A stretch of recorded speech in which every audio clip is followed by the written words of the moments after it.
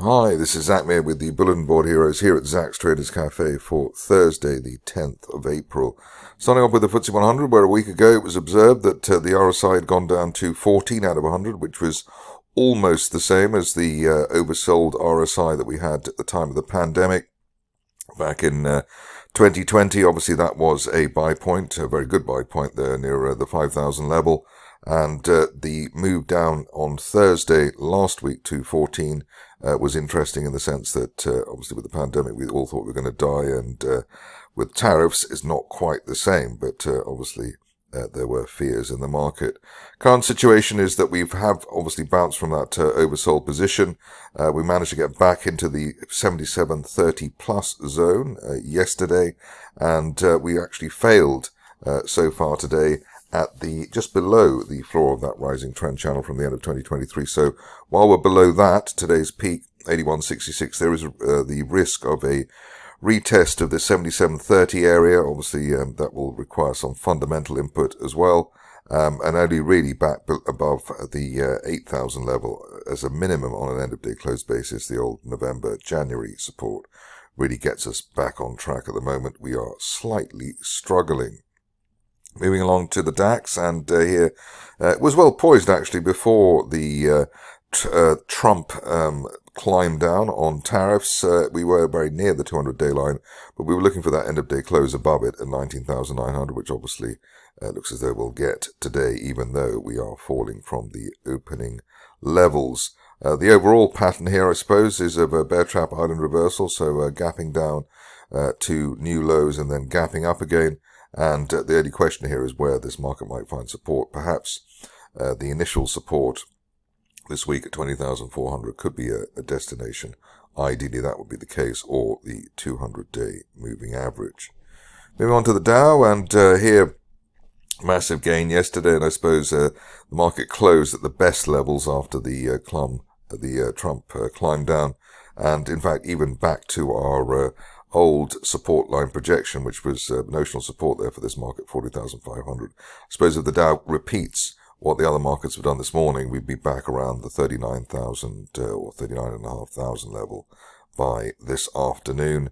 End of day close above that line really, and above that gap there at 40,500 required today to get us back on track for the bull run, obviously, which has had the rug pulled from underneath it. Moving on to Bitcoin, and here it's an interesting situation as well, in the sense that we can draw a support line projection there from November that fits recent lows, so that would suggest that 74,000 or so, or 74,500 was the low of this move, and we'll be back towards the 90,000 area, hopefully later this month. You can see the floor of the old rising trend channel there at 82,500, so that does need to be beaten on an end-of-day close basis, and maybe some people might wait for that. RSI still below neutral 50, so if you are ruthless, you would be suggesting that, or feeling that the current rebound is a sell into strength unless we can get the RSI back above neutral 50, which it hasn't actually been since the beginning of February, so a sort of a lesson there from this market. Moving on to gold, which seemed to be the big lasting winner of the tariff news, and here you can see that we had a hard bounce off the floor of that rising trend channel. Interestingly, all 3 days of the finding support time were above the rising 50-day line, and basically just bounced off the old February resistance there around 29.55. I think the low there, 29.66, so actually did bounce above resistance. So very strong market there, looking for 3,200 by the end of this month. Hopefully there are no problems ahead of that. Moving on to the stocks, and not many to look at actually. Still, we have many problems in terms of the London market and the lack of liquidity and companies leaving the stock market. But here, W-shaped reversal for Beeks, and we were looking for the top of that falling trend channel towards £2.58. That's also the 200-day line area as well, so upper 250s. Hopefully we'll get that while there's no end-of-day close back below the middle of the W-shaped reversal there, around £2.30. Onto a stock which doesn't normally make the grade here because it's just a bit too big, which is Carnival, but couldn't resist this chart in the sense that this was a bear trap island reversal, so gapping down at the end of last month and gapping up today. Once again, hoping that the recent resistance there around £12.60 will be the place where the shares find support, and then they can head up to the top of that broadening triangle at £15.25, maybe by the end of this month. Catenai has been a loyal stock in the recent past in terms of the rebound. Sort of obviously somebody there trying to sell, or sort of weak hands trying to sell out, but still looks as though we are on the way up with the rising 50-day line now, and the shares are largely staying above the 200-day moving average at 0.19, still looking for a destination at 0.32 pence, top of that channel there by the end of this month.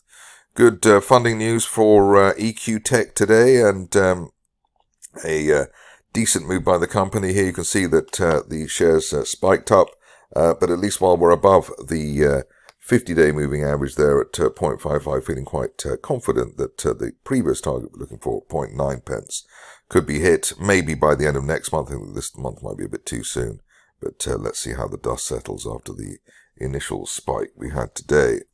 On to a stock which is looking very decent indeed, which is GCSU, otherwise known as Great Southern Copper. Here you can see that we bounced off the old target there around 3.1 pence. The next level is 4.5 pence, and obviously then we're looking at the shares making new highs.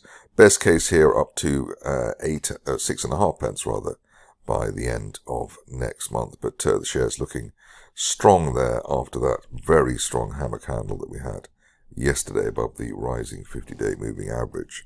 Stock which I cover now and again is Verici, and here, or Verici maybe, here you can see that we've got a broadening triangle base. It actually had a little island reversal, so basically gapping down and gapping up there, and that is actually a very strong technical signal, and does suggest that we should at least be able to make it to the 50-day moving average at 2.95 pence by the end of this month. Best case, maybe over a 2-3 month view, would be up to 6 pence, back up to the initial levels of this year. And that's it for me today. More updates tomorrow.